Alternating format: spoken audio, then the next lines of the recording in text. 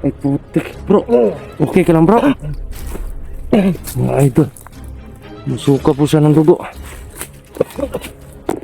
Kage bro. Kage. Atras bro. Huwag kang ano bro ha. Dito ka lang bro. Teka, kuro ka.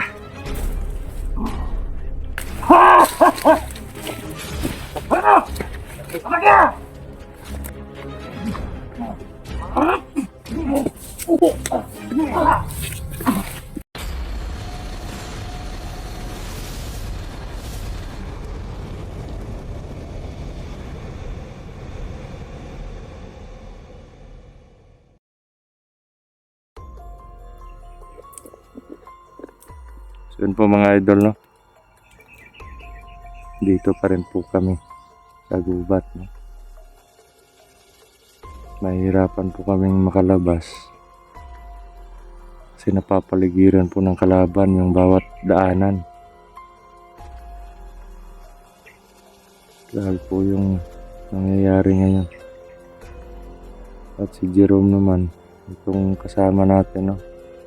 Naligtas natin.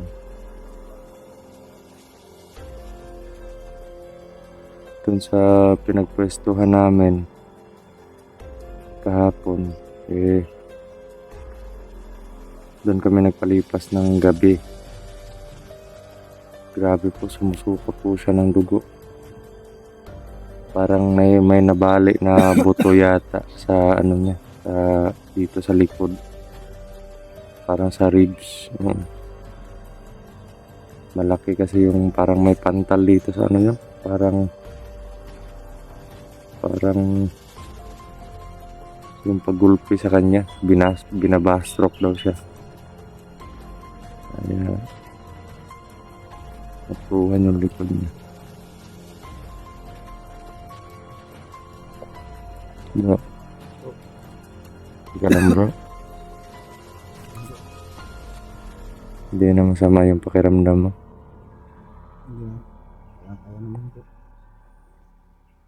Grabe yung dugo sa ano mo. Ano na tawag nito, parang natuyo na yung dugo. Magbihis ka, may ano ako dyan eh. May extra t-shirt, jacket ako dyan eh.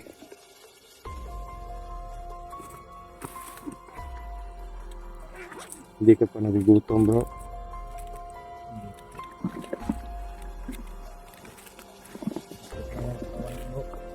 Masakit lang yung katawan mo. Mga idol na. Binis ka. Ano ba yung ginagamit nilang pambastok sa'yo? Yung malaking barel? Eh sabi ni Marlon sa akin, yun nga, yung sinabi mo na may dalawa kang anak din. Paano ka nabihag ni Turo? Bakit ka nabihag ni Turo at ni Apo Haig? Ano yung nangyari? Dati po akong tauhan ni Turo. Dati kang tauhan ni Turo. Tapos? Dili na po kaangay siyang ginabuhat kay pamatay tao bisa gulay sala. So hindi mo na kaya yung mga pinagagawa ni Turo. Kasi pumapatay siya ng taong walang kasalanan. Tapos ano yung ginawa mo? Pinilit ko magtugo. Pinilit mo magbagong buhay. Tapos nakaminyo ko. Nakaminyo ka. Sabi na ko wala na to, wala naman ko nang nasaktan. Naka-anak ko duha. Yadto sila sa balay. Pabalikon lagi daw ko sa ilang trabaho. Nga. Dili ta na umusugot. Ana man sila og dili ko musugot, tumatyon daw nila ako pamilya. Apil akong anak. Kaya yun, sumama ka na lang. Tapos yung pamilya mo? Paghawa nila, ihungwan ako akong asawa na paghawa na mo maglayas dito sa balay, magbalhin sila lain. Baka balikan sila, no? Kasi balik sila na pamatyan sila ba. Nako. So, ganun pala yung nangyari mga idol. Matagal ka na bang tao ni Turo? Tagal-tagal na. Yun mga idol, no? Pero mula nung nagbagong buhay ka, umalis ka sa grupo ni Turo, matagal na din. So, wala ka pang anak nun. So, mahigit 3 taon or 2 taon ka na wala na sa ano niya. Yun mga idol, no? Ganun pala yung nangyari sa kanya. Dati po siyang tauhan ni Turo, tapos pinili niya po daw na magbagong buhay kasi hindi niya na kaya yung mga pinagagawa ni Turo sa kanya kasi pinapapatay daw siya ng mga tao na wala namang kasalanan. Kaya yun, pinili niyang magbagong buhay hanggang sa magkaroon siya ng asawa at yun nga, nagkaroon siya ng anak, 2 anak. Ano yun, bigla na lang may dumating doon sa inyo. Mga tauhan ni Turo. Tauhan ni Turo, 3 sila. Bigla na lang po daw may dumating sa kanila, mga tauhan ni Turo, 3 tao daw. Tapos yun, pinipilit ka na sumama, bumalik. At pag hindi ka bumalik, papatayin yung pamilya mo, mag-ina. At yun nga, bago po siya sumama, sinabihan niya yung asawa niya na lumipat ng ibang bahay, umalis doon sa bahay nila. Baka ano pang gawin daw, baka balikan. Buti naman naisip mo yung ganun, bro. Tapos pagdating mo doon sa sa kamay nila, hindi ka pumayag sa gusto nila. Hindi ako papayag, yun ginulpi ako nila. Kaya ginulpi ka. At nagkakilala kayo ni Marlon. Ako. Yun pala yung istorya. Grabe talaga yung nangyayari mga idol.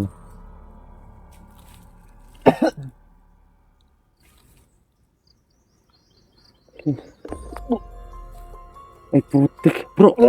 Okay ka lang, bro? Mga idol, musuka po siya ng dugo. Bro, okay ka lang, bro?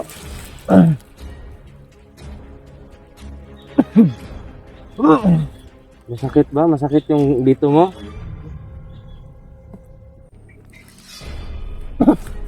Mga idol, no? Musuka po siya ng dugo.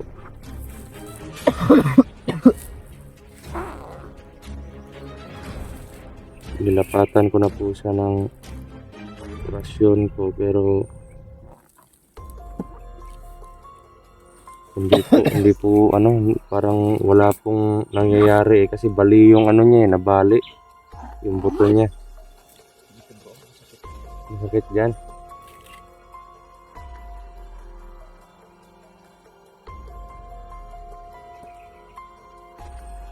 Grabe. Gagamitin natin to para magamot ka.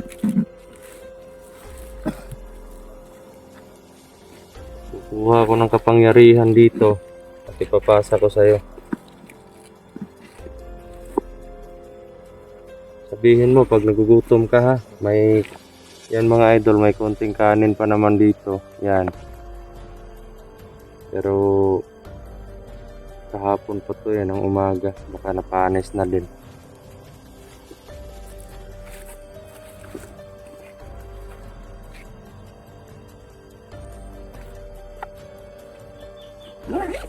Gamitin kita.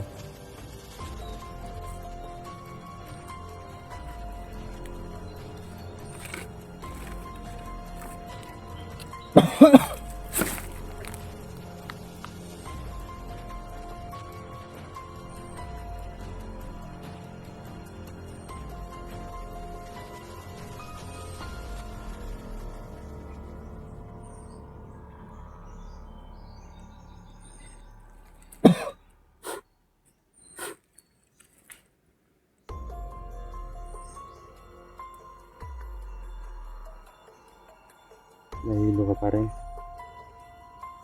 Ha?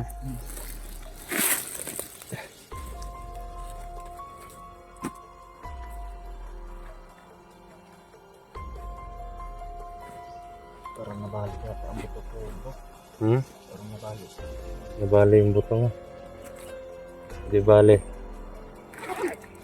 Pag makalabas na tayo dito, mapa-hospital ka ha.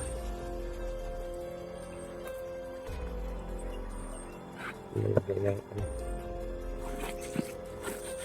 Sana sigurado ka bang nasa okay na kalagayan yung pamilya mo ngayon? Hindi ko rin alam, bro, kung saan ko pumunta.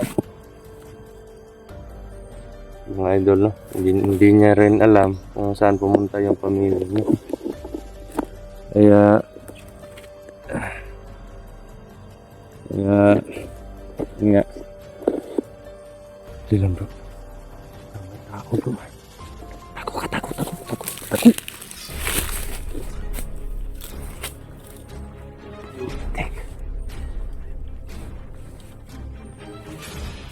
Tao nga. Huwag kang maingay.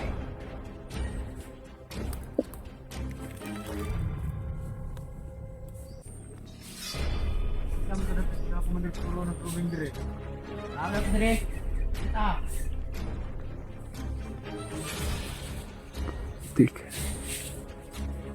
Andito daw si Commander Turo, mga idol, no? Puro may mga kamagong yun, ah.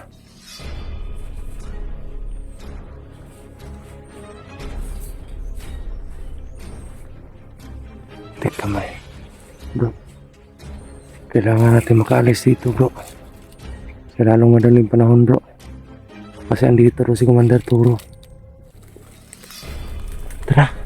Kaya mo na maglakad? Ha? Kaya mo na? Yeah. Tara. Sa likod lang kita ha. Huwag kang lalayo.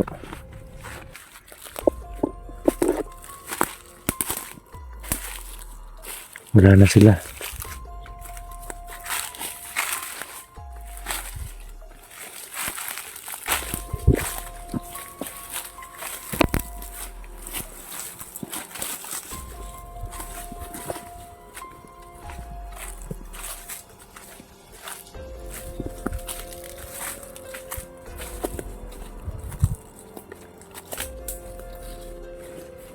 Tandaan lang tayo, bro. Parang iba yung piramdam ko dito.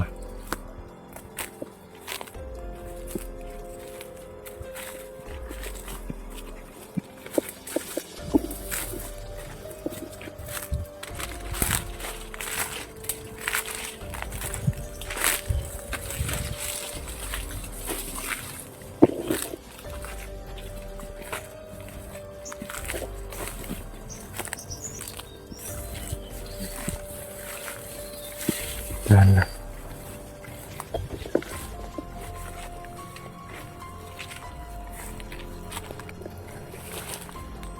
Bro.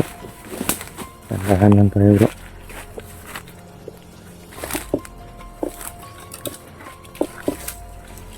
May masid din pa rin.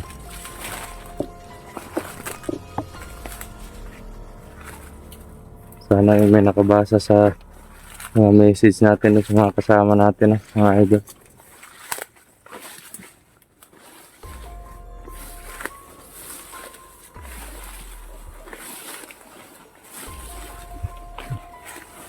Yun, nabasa na.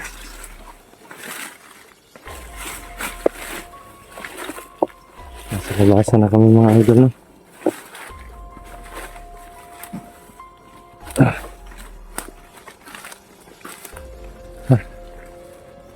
Bro, okay ka lang, bro? Dah. Putik. Turo, bro. Kage. Atras, bro. Huwag kang ano, bro, ha. Dito ka lang, bro. Putik.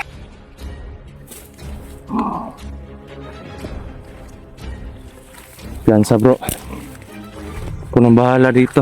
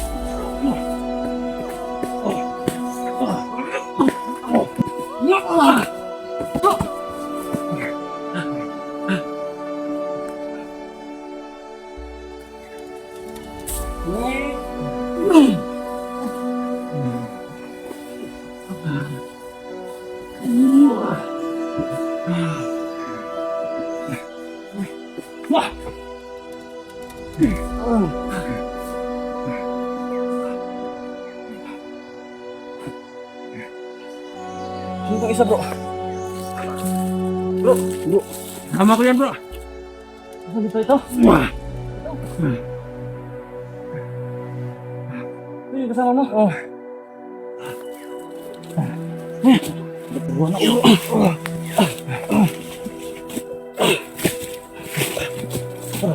Upo ko muna.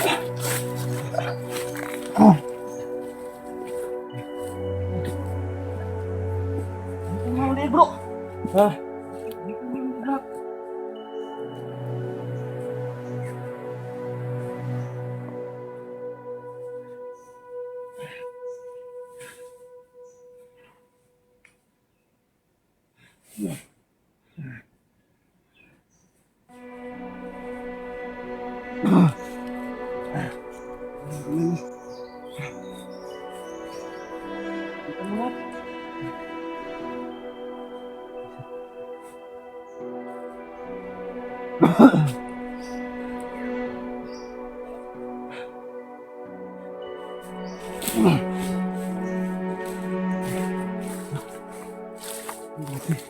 Teka lang, bro. Grabe, sobrang lakas. Nahiwalay kasi sa akin yung ano eh. Buti dumating ka, bro. Buti lang, naabutan ko kayo. Narinig kasi yung ano. May nag-iingay. Parang may nagsasagot. Si Commander Turo. Nakatakbo. Nandito si Commander Toro? Oo. Bro, kailangan natin makatakas, bro. Ay, buwan sa dinaanan. Ha? Safety dun. Yung mga idol, no? Buti na lang eh. Dumating si Julius. Ibang sakit ng katawan ko ah. Parang iba yung lakas ng mga taong to ngayon. Grabe. Hindi ko naramdaman yung presensya ni Toro. Bigla na lang siya nawala. tumakbo. Inabutan ko pa kayo.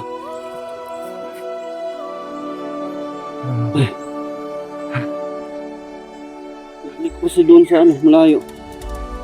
May nagsisigawan. Nabasa mo yung message ko? Kaya nga nagmamadali ako dito eh. Bro, Bro. Sakit na ulit. Sino to bro? yan si Jerome. Yung binihag nila. Dati pala tong tao ni Turo eh. Ito? Oo. Paano siya nabihag?